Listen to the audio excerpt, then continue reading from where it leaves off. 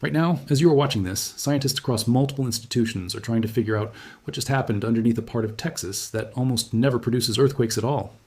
Early Thursday morning, a magnitude 5.0 earthquake tore through the Texas Panhandle, the strongest recorded in that specific region in more than a century, according to the U.S. Geological Survey's own assessment. It woke people up in Amarillo in the middle of the night. It rattled homes as far away as Oklahoma City and Tulsa. Some residents in Kansas, nearly 200 miles from the epicenter, felt it too, according to multiple local reports. And here's the detail that has geologists paying such close attention right now. This part of Texas sits nowhere near a major tectonic plate boundary, which is exactly where earthquakes of this size are supposed to happen under conventional seismic theory. Something caused the ground here to rupture with enough force to be the biggest shake this region has produced in 70 years or more, and right now, nobody outside the immediate investigation is entirely sure what that something actually was. Today, we're going to break down exactly what happened, why this specific location makes the quake so unusual by conventional standards, and what the leading theories are for what actually triggered it.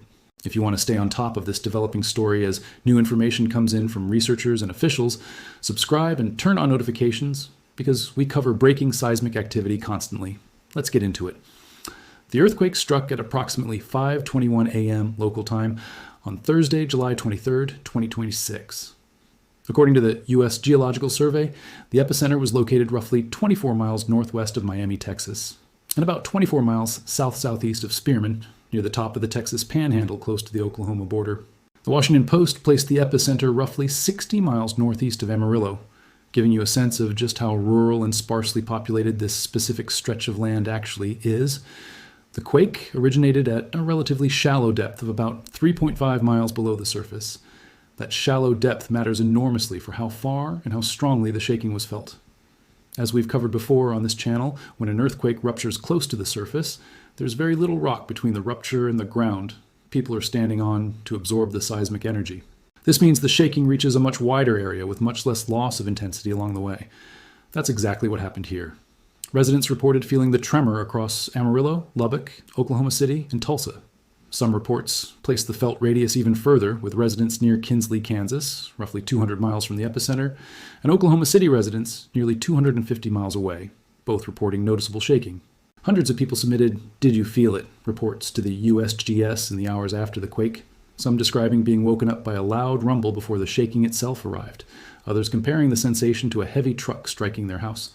As of the most recent updates, no injuries or significant structural damage had been reported, which, given the magnitude and how many people felt it, is a genuinely fortunate outcome. Here's the detail that separates this earthquake from most of the seismic stories we cover on this channel. Earthquakes of this magnitude are considered unusual in the Texas Panhandle, specifically because the region lies far from the boundaries of Earth's major tectonic plates, which is where the overwhelming majority of the world's seismic activity actually occurs.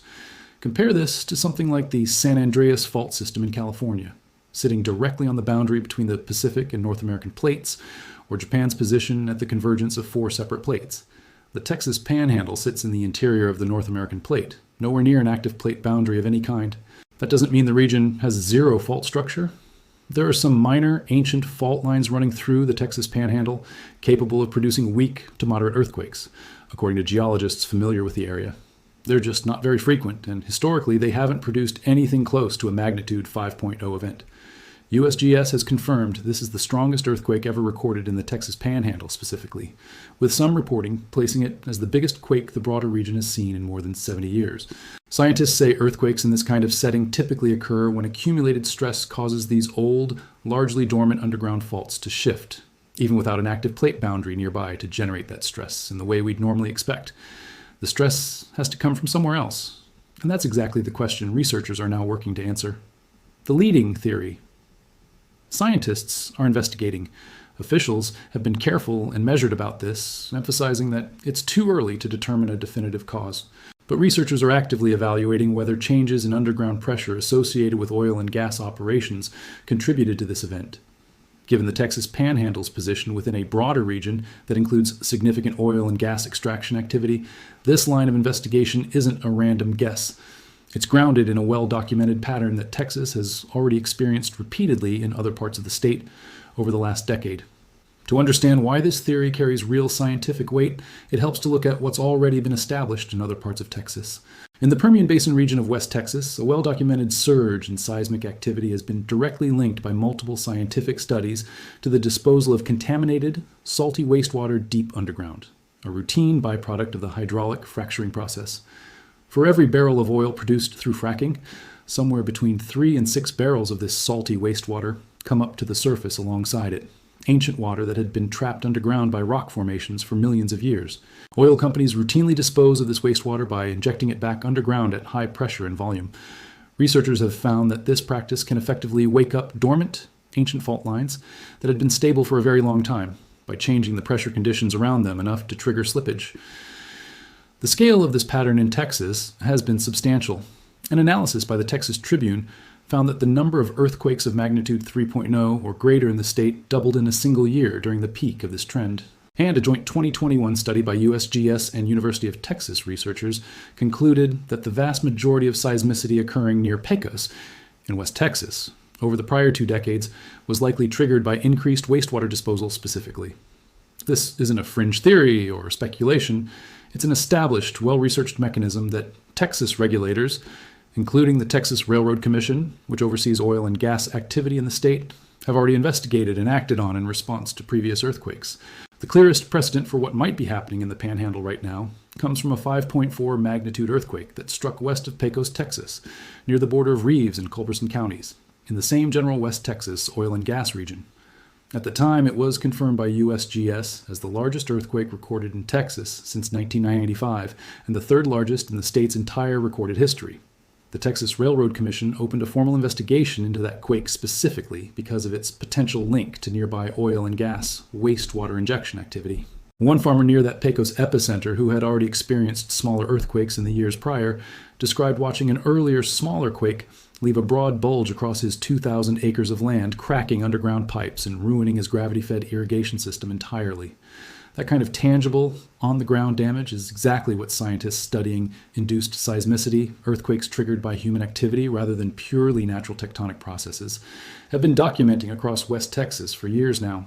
It's worth noting that induced seismicity from wastewater injection isn't unique to Texas either.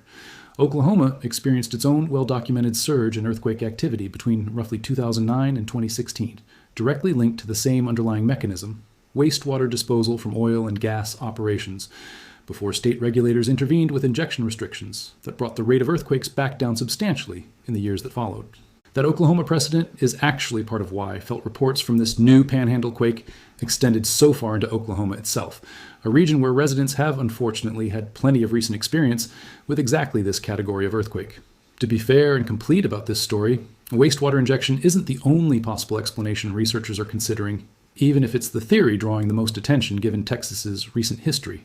Natural tectonic stress redistribution along the region's existing ancient fault structures remains a possibility scientists haven't dismissed.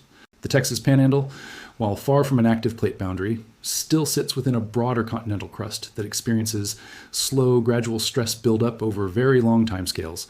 The same basic principle we've discussed on this channel when covering fault systems like the San Andreas, just operating at a much slower, less frequent pace, given the absence of a nearby plate boundary actively driving that stress. Distinguishing between a naturally occurring earthquake and one induced by human activity is not always straightforward, even with modern seismic monitoring. Researchers typically look at several lines of evidence together. The earthquake's precise depth and location relative to known wastewater injection wells in the area, whether the timing of increased seismicity correlates with changes in injection volume or pressure at nearby wells, and how the earthquake's characteristics compare to the established pattern of previously confirmed induced earthquakes elsewhere in the state.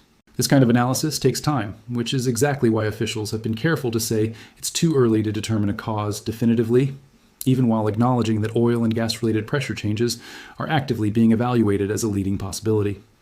Since Oklahoma's earthquake surge is the clearest and most thoroughly studied precedent for what might be unfolding in the Texas Panhandle right now, it's worth walking through exactly how that situation played out, because it offers a genuinely useful roadmap for what could happen next here. Before 2009, Oklahoma experienced roughly 1 to 2 earthquakes of magnitude 3.0 or greater in a typical year, a level of seismic activity so low the state wasn't considered seismically notable at all. Starting around 2009, that number began climbing sharply. By 2015, at the peak of the surge, Oklahoma was recording several hundred earthquakes of that magnitude or greater annually, at one point briefly surpassing California as the most seismically active state in the continental United States, a genuinely remarkable shift for a state with no significant natural fault activity or plate boundary proximity to explain it. Researchers eventually traced the overwhelming majority of this activity to a relatively small number of high-volume wastewater disposal wells, finding that a handful of these wells were responsible for a disproportionate share of the state's total induced seismicity. Once that link was clearly established through careful scientific study, Oklahoma's regulatory body, the Oklahoma Corporation Commission, began implementing targeted restrictions on injection volume and pressure at the specific wells identified as the biggest contributors, rather than a blanket restriction across the entire industry. The results were measurable. Earthquake rates in Oklahoma began declining within a couple of years of those restrictions taking effect, eventually falling substantially from their mid-2010s peak, even though the state still experiences meaningfully more seismic activity today than it did before the fracking boom began. That outcome demonstrates something important and directly relevant to the Texas Panhandle situation. When induced seismicity is identified early and traced back to specific operational sources, targeted regulatory intervention can meaningfully reduce the ongoing hazard without necessarily requiring a complete shutdown of oil and gas activity in the affected region, putting a magnitude 5.0 in perspective. It's worth taking a moment to explain what a magnitude 5.0 earthquake actually represents in practical terms, since this channel has covered far larger earthquakes in places like Venezuela and Japan. And the scale here is genuinely different in ways worth understanding clearly. Remember that the earthquake magnitude scale is logarithmic, meaning each whole number increase represents roughly 31 times more energy released, not a simple linear step. A magnitude 5.0 sits meaningfully below the magnitude 7 range, capable of producing widespread structural collapse and mass casualties in vulnerable areas. According to earthquake engineering research compiled by Michigan Tech, earthquakes up to around magnitude 5.4 are typically felt clearly by people nearby, but generally do not cause major structural damage, particularly in regions with modern building codes. This is largely consistent with the lack of reported injuries or significant damage from this specific event. For context on just how common earthquakes at this general scale actually are worldwide, roughly 500,000 earthquakes of a magnitude that can be detected by modern instruments occur globally every single year, though the overwhelming majority are far too small to be felt by anyone at all. What makes this particular Texas Panhandle earthquake newsworthy isn't its raw magnitude compared to global seismic activity as a whole. It's the fact that a region essentially unaccustomed to any earthquakes at all, let alone one of this specific size, just experienced its strongest recorded shaking in generations, in a location that conventional tectonic explanations don't easily account for. Following an earthquake of this scale, seismologists typically expect a period of aftershock activity, smaller earthquakes occurring in the same general area as the fault continues adjusting after the main rupture. USGS has indicated aftershocks remain possible in the days following this event, and residents across the affected region should expect the possibility of additional, likely smaller shaking in the near term. For a broader research response, this kind of significant, unusual event typically triggers exactly the kind of detailed investigation Texas has already seen play out in other parts of the state.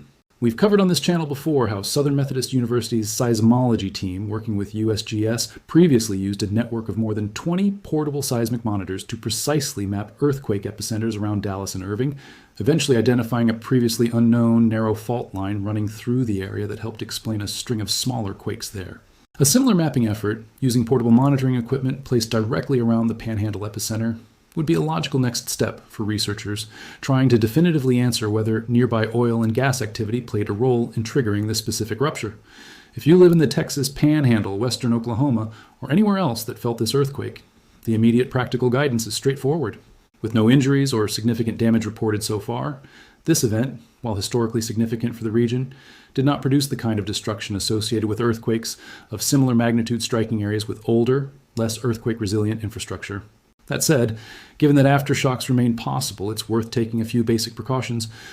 Check your home for any hairline cracks in walls, foundations, or chimneys that might not have been immediately obvious. Secure any heavy furniture or shelving that isn't already anchored. And keep your phone's emergency alert settings active in case additional seismic activity develops in the coming days. If you're someone who lives near active oil and gas operations anywhere in Texas, this event is a useful reminder that induced seismicity remains a documented ongoing risk in parts of the state, and that regulatory bodies like the Texas Railroad Commission do have established investigation and intervention processes in place when a clear link to injection activity is identified. A region that almost never produces meaningful earthquakes just experienced its strongest one in over a century, and the leading question researchers are working to answer isn't really whether the Texas Panhandle can produce a magnitude 5.0 earthquake. It clearly can, and just did. The real question is why right now, after decades of relative quiet? That question matters well beyond just satisfying scientific curiosity. If wastewater injection does turn out to be the driving factor here, the way it has been for so much of West Texas's recent seismic history, it would extend the documented reach of induced seismicity into a part of the state not previously associated with this specific hazard, with real implications for how oil and gas operations in the Panhandle region are regulated and monitored going forward. If instead this turns out to be a genuinely natural event, a rare but real release of tectonic stress along one of the region's ancient, largely dormant fault lines, that carries its own separate set of implications for how seismologists model long-term earthquake risk in parts of the country traditionally considered close to earthquake-free. Either explanation reshapes in a real and specific way how researchers think about seismic hazard across a much larger stretch of the central United States than just this one corner of the Texas Panhandle. Whether the answer turns out to be human-induced stress from oil and gas wastewater disposal, the same mechanism already well documented and well studied in other parts of Texas and in Oklahoma, or natural redistribution of tectonic stress along ancient, largely forgotten fault lines that have sat quiet for generations. This event is a reminder that even regions considered geologically boring by most standard measures aren't necessarily risk-free. The ground underneath a place can hold onto stress and onto surprises for far longer than anyone watching from the surface tends to assume. We'll keep tracking this developing story as researchers release more findings, along with any aftershock activity in the days and weeks ahead. Subscribe so you don't miss any of it. Drop a comment and tell me if you felt this earthquake yourself, or if you've experienced unusual seismic activity anywhere else that doesn't typically see it, especially if you live somewhere with active oil and gas operations nearby. I rate every one of these. Stay safe out there, and I'll see you in the next one.